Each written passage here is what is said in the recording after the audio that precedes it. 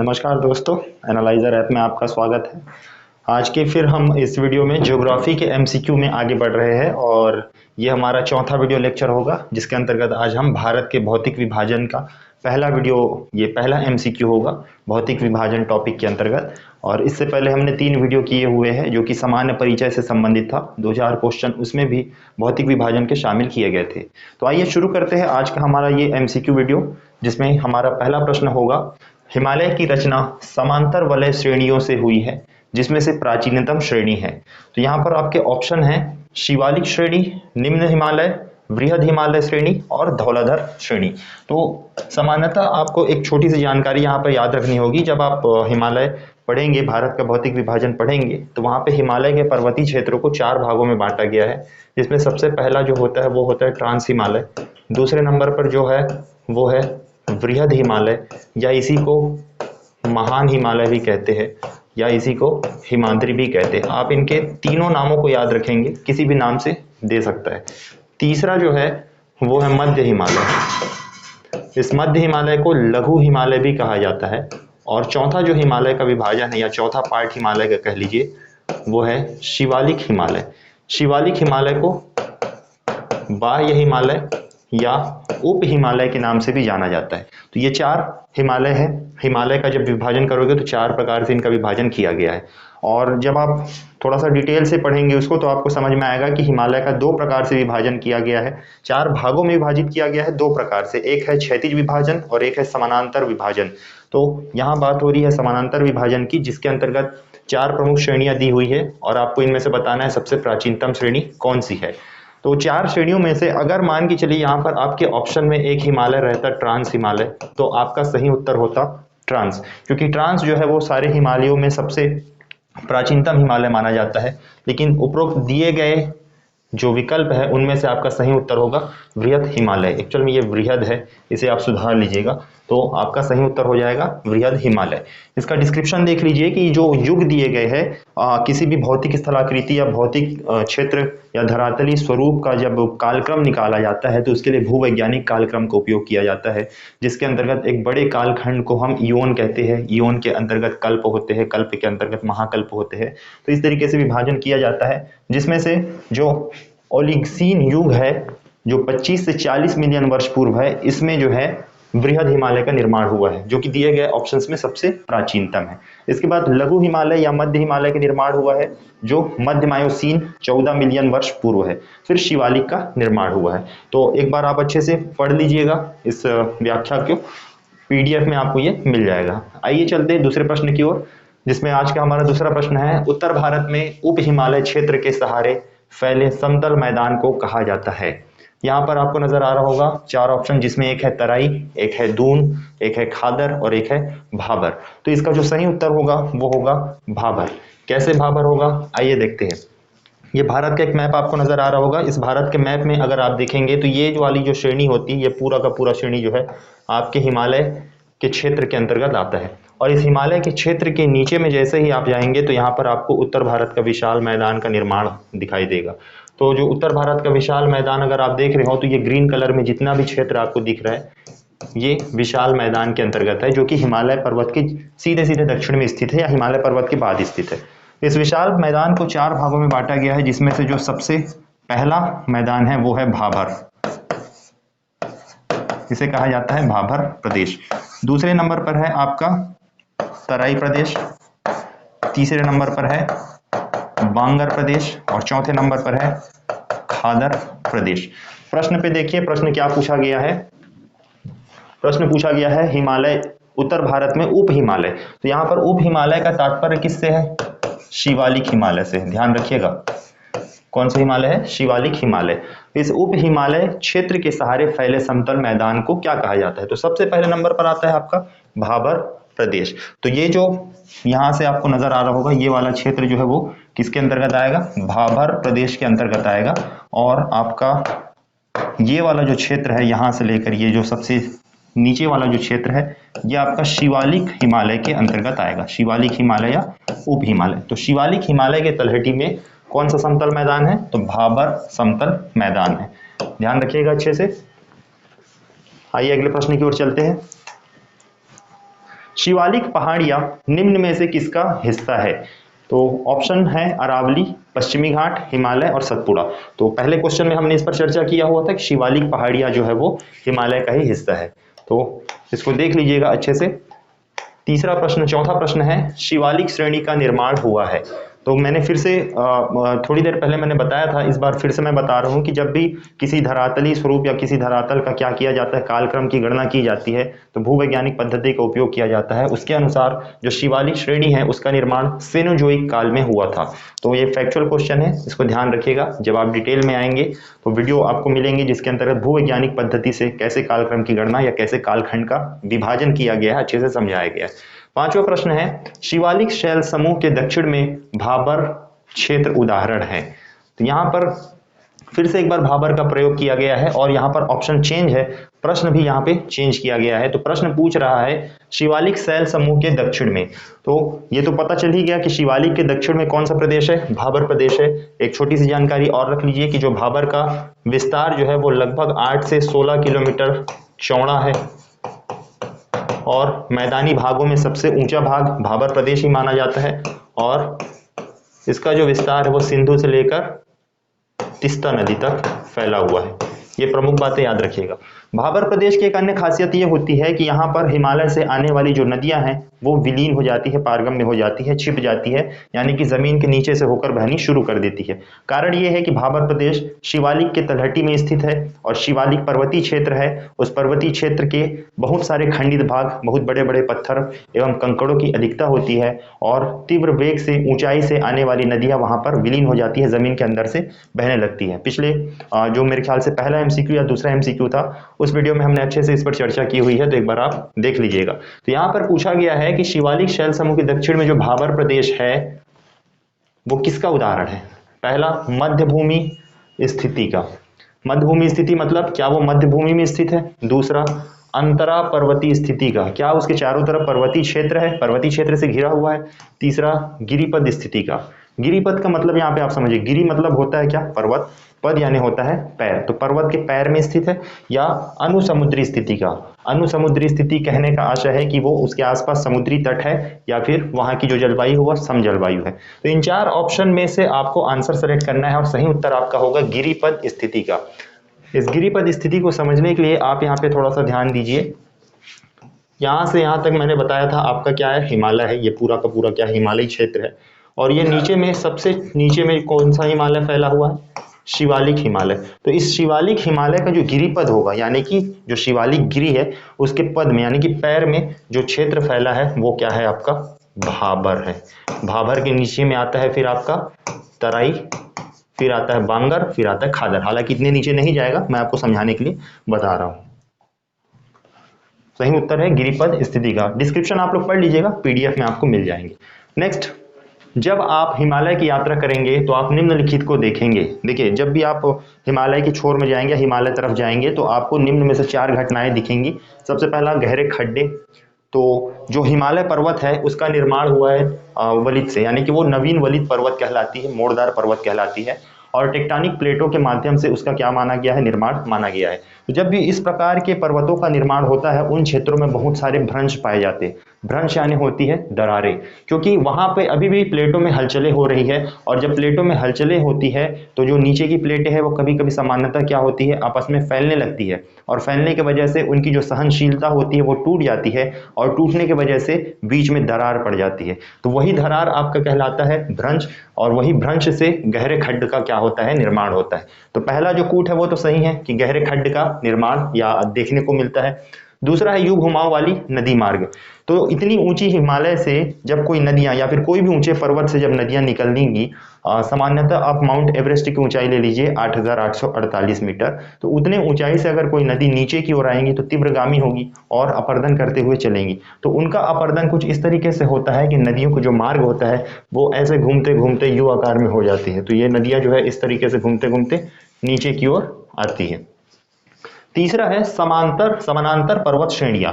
तो यहां पर आपको मैं फिर से इस मैप के माध्यम से इस तीसरे पॉइंट को बताऊंगा कि जो समानांतर पर्वत श्रेणियां क्या होती है। तो वास्तव में जो हिमालय जो है वो समानांतर वलय के रूप में फैला हुआ है। जैसे सबसे ऊपर में अगर आप लेंगे तो यहाँ पर आपको मिलेगा ट्रांस हिमालय, ये पूरा का पूरा हिस्सा किसका किसका है, ट्रांस हिमालय के अंतर्गत आता है, जो कि आपके जम्मू कश्मीर, अभी तो वर्तमान में लद्दाख, और लद्दाख के अलावा आपके तिब्बत वगैरह में फैला हुआ है।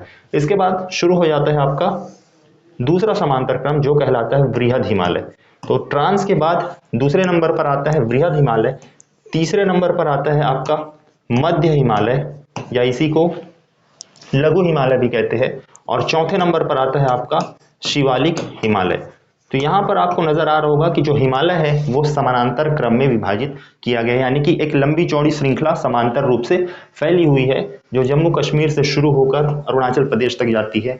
आमतौर पर ट्रांस हिमालय को इस समांतर में नहीं लिया जाता, क्योंकि ट्रांस हिमालय हिमालय का सबसे उत्तरी भाग है और ये जम्मू कश्मीर लद्दाख और चीन में यानी कि तिब्बत में फैला हुआ है, वहां तक उसका विस्तार है। उसके अलावा जो वृहद हिमालय है, मध्य हिमालय है और शिवालिक हिमालय है, इनका विस्तार जम्मू कश्मीर से लेकर आपके अरुणाचल प्रदेश तक एक लंबी चौड़ी श्रृंखला के रूप में समांतर क्रम में मिलती है।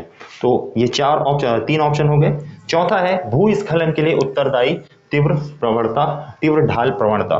तो हिमालय क्षेत्र जो है वो भूस्खलन के लिए काफी प्रचलित है, विशेषकर हिमाचल प्रदेश और आपके जो उत्तराखंड के पर्वतीय क्षेत्र है उन क्षेत्रों में बहुत अधिक मात्रा में भूस्खलन होते हैं। तो ऑप्शन के हिसाब से आपका जो सही उत्तर होगा चारों के चारों सही होंगे। आइए बढ़ते हैं अगले क्वेश्चन की ओर। नीचे दिए हुए जम्मू और कश्मीर की मानचित्र की जांच कीजिए। 1, 2, 3 और 4 से अंकित पर्वत श्रेणियां क्रमशः है। देखिए यहाँ पर जम्मू कश्मीर के मानचित्र की जांच कीजिए कह रहा है, तो जम्मू कश्मीर की मानचित्र की जब आप जांच करेंगे तो 31 अक्टूबर 2019 से पहले यह प्रश्न पूछा गया था और उसी के हिसाब से इसका जो उत्तर होगा उस पर आइए हम चर्चा करते हैं। तो यहाँ पर 4 प्रमुख श्रेणियां दी हुई है, लद्दाख, जास्कर, काराकोरम और पीर पंजाल, और इसमें कहा गया है कि भाई इस पर्वत श्रेणियां या फिर ये जो पर्वत चोटियां हैं, पर्वत श्रेणियां हैं, इन श्रेणियों को उत्तर से दक्षिण यानी कि जम्मू कश्मीर में आने वाले प्रमुख श्रेणियों को आप क्या कीजिए, क्रम से जमाइए, ये पूछा गया है। तो सबसे पहली जो श्रेणी होती है वो है काराकोरम श्रेणी, और ये काराकोरम श्रेणी वर्तमान में लद्दाख में है, लेकिन जिस समय क्वेश्चन पूछा गया था उस समय ये जम्मू कश्मीर में था। काराकोरम पर्वत श्रेणी है। काराकोरम के बाद और क्या क्या पूछा गया है,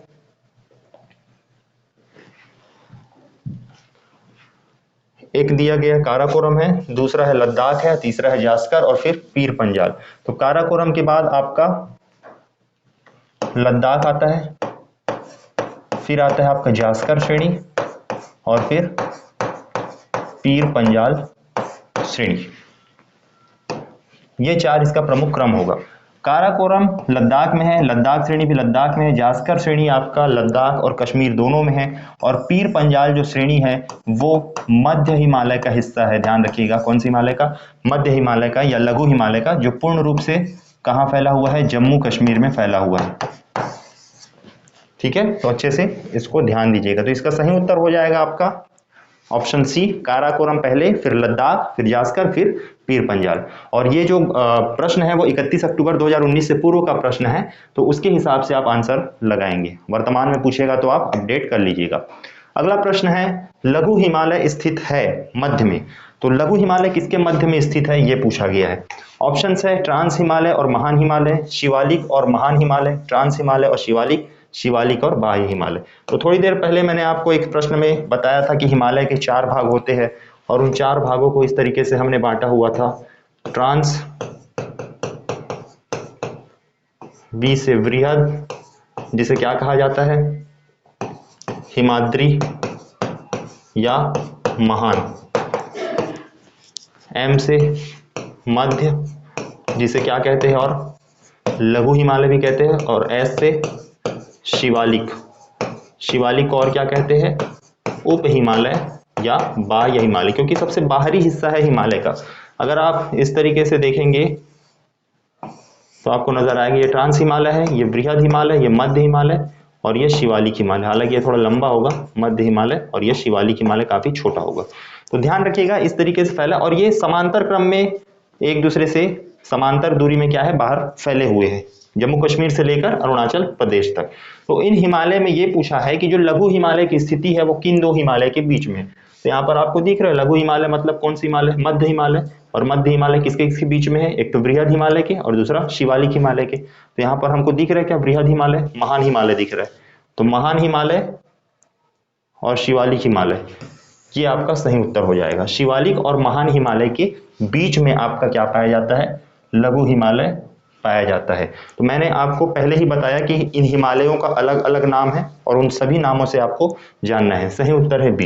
यहाँ पर एक छोटी सी जानकारी और रखते हैं हम कि जो लघु हिमालय है, जैसे कि आपका ट्रांस हिमालय है, बृहद हिमालय है, मध्य हिमालय है और शिवालिक हिमालय है। तो ट्रांस हिमालय जो तिब्बत से अलग होता है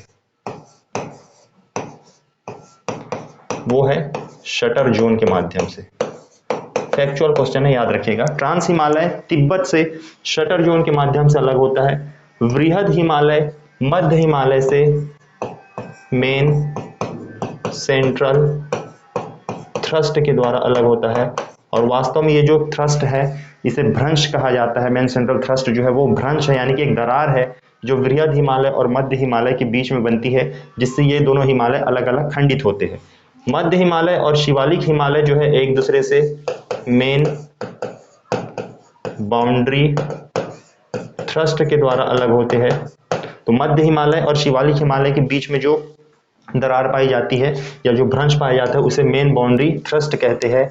और शिवालिक हिमालय और जो विशाल मैदान है, शिवालिक के बाद मैदानी भाग शुरू हो जाता है, तो शिवालिक हिमालय और जो विशाल मैदान है, ये मैदान जो है एक दूसरे से हिमालयन फ्रंट फॉल्ट के द्वारा एक दूसरे से अलग होते हैं। तो ये चार फैक्ट याद रखिएगा। ट्रांस हिमालय तिब्बत से अलग होता है शटर जोन के माध्यम से। बृहद हिमालय मध्य हिमालय से अलग होता है मेन सेंट्रल थ्रस्ट। मध्य हिमालय शिवालिक हिमालय से अलग होता है मेन बाउंड्री थ्रस्ट। और शिवालिक हिमालय विशाल मैदान से अलग होता है हिमालयन फ्रंट फॉल्ट के माध्यम से। तो अच्छे से नोट कर लीजिएगा, कहीं पे आपको काम आ जाए, कभी एग्जाम में पूछ दे तो। निम्नलिखित में से कौन से सबसे नवीन पर्वत श्रेणी है? दिए गए ऑप्शंस में सबसे नवीन पर्वत श्रेणी कौन सी है? तो यहाँ पर ऑप्शन सी होगा शिवालिक। शिवालिक आपकी सबसे नवीन पर्वत श्रेणी है। वैसे पूरा का पूरा हिमालय जो है वो नवीन वलित पर्वत कहलाता है। वलित पर्वत ऐसे पर्वत होते हैं जिनका निर्माण टेक्टोनिक प्लेटों के माध्यम से होता है। और हिमालय में अगर आप देखेंगे तो जो शिवालिक श्रेणी है वो सबसे नवीन मानी जाती है। तो दिए गए ऑप्शंस में शिवालिक जो है वो सबसे नवीनतम पर्वत श्रेणी है। लास्ट प्रश्न है, लास्ट क्वेश्चन है आज का हमारा, निम्नलिखित में से कौन सी चट्टान प्रणाली भारत में नवीनतम है? तो ऑप्शंस है विंध्यन, कुडप्पा या कडप्पा, धारवाड़ और गोंडवाना। तो इसका जो सही उत्तर है, सबसे नवीनतम चट्टान दिए गए ऑप्शंस में वो है गोंडवाना। कैसे नवीनतम है तो आइए देखते हैं थोड़ा सा। सबसे जो प्राचीनतम चट्टान मानी जाती है वो है आर्कियन। इनके निर्माण काल के हिसाब से हम इनको क्या जमाते हैं, डिसेंडिंग ऑर्डर में जमाते हैं। तो आर्कियन चट्टान को आमतौर पर हम किस नाम से जानते हैं? आग्नेय चट्टान के नाम से जानते हैं। तो आर्कियन चट्टान सबसे पुरानी चट्टान मानी जाती है। आर्कियन के बाद आपका जो चट्टान निर्मित होता है वो है धारवाड़। आर्कियन के ही रूपांतरण से धारवाड़ चट्टान का क्या होता है, निर्माण होता है। तो जिन जिन कालों में इनका निर्माण हुआ है उन कालों के हिसाब से ही इन चट्टानों का क्या दिया गया है, नाम दिया गया है।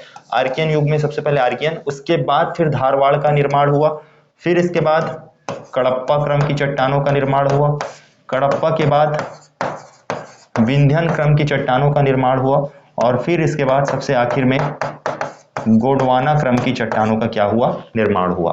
धारवाड़ जो है वो धात्विक खनिजों के लिए धात्विक चट्टान कहलाती है,